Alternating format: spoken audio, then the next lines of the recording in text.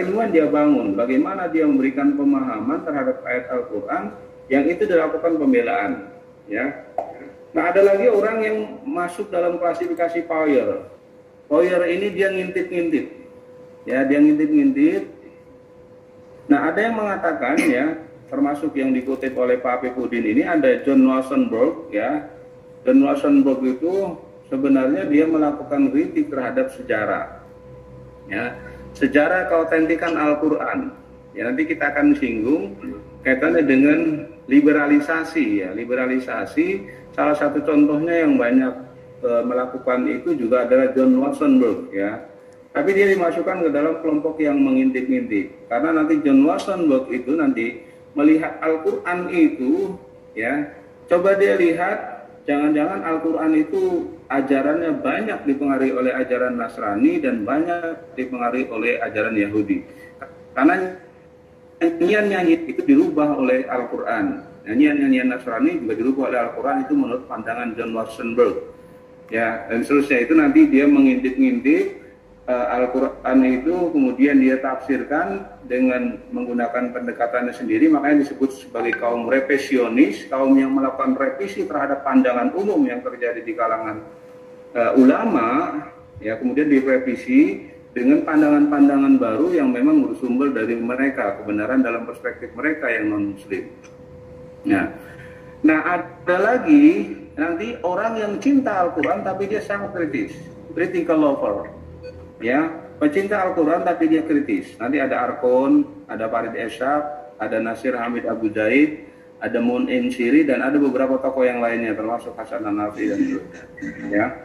Nah, ada lagi orang yang teman, ya, teman yang cinta Al-Quran, ya, dia membanding-bandingkan Al-Quran ini nanti, ya, seperti J. Smith, juga Kenneth Craig, ya, dan beberapa tokoh yang lainnya, dia mencoba nanti melihat Al-Quran itu sebagai pembanding dari ajaran-ajaran Yahudi dan ajaran itu. Ini sebagai teman untuk diskusi.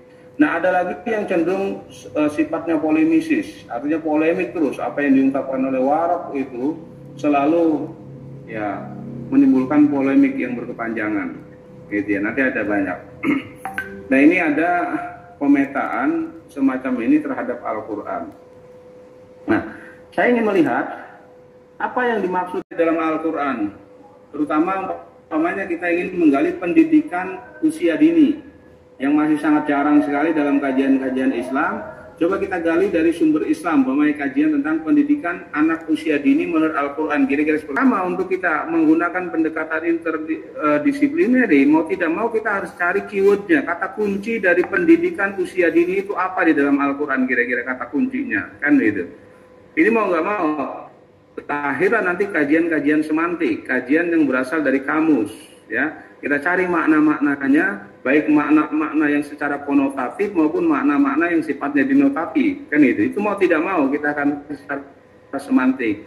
Setelah itu nanti kita akan kaji aspek kesejarahannya, bagaimana ayat itu turun, bagaimana konteks kekiniannya. Mau tidak mau kita akan kaji aspek kesejarahannya, begitu. Karena kita nggak mungkin nanti akan menginterpretasikan dengan baik, kemudian kita tidak lihat bagaimana sejarah ayat itu turun, kan itu. Ini aspek kejaran pasti akan ini. Barulah kemudian nanti kita analisis dengan menggunakan pendekatan-pendekatan entah itu hermeneutik, entah dengan semiotik atau dengan pendekatan yang lainnya.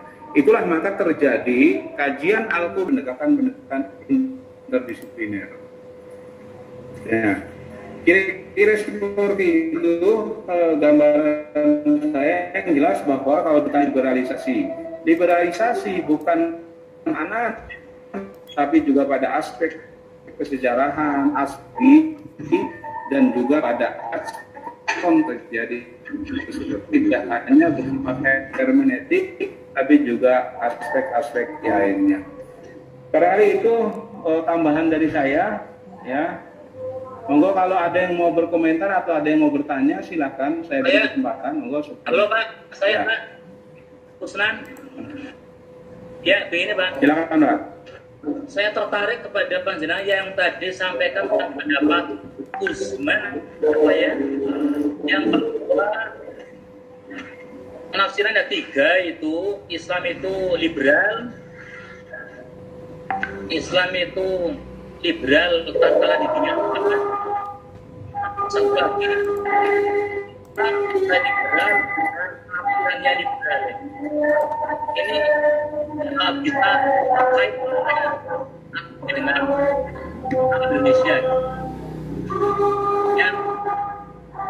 yang semangat apa itu yang kita penafsiran itu loh, dielaborasi lagi biar lebih jelas.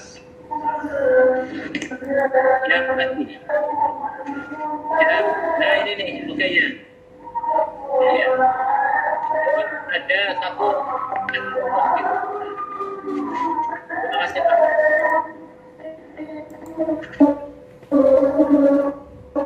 Baik, umumnya begini ya, yang 3 hal ini ya, tadi penafsiran itu ada 3 model prinsip. Ya, hal itu pertama adalah di liberal syariah. Artinya syariah itu sudah berwatak liberal. Ya, syariah itu sudah berwatak liberal. Ya, oke. Contoh umpamanya begini. Ya.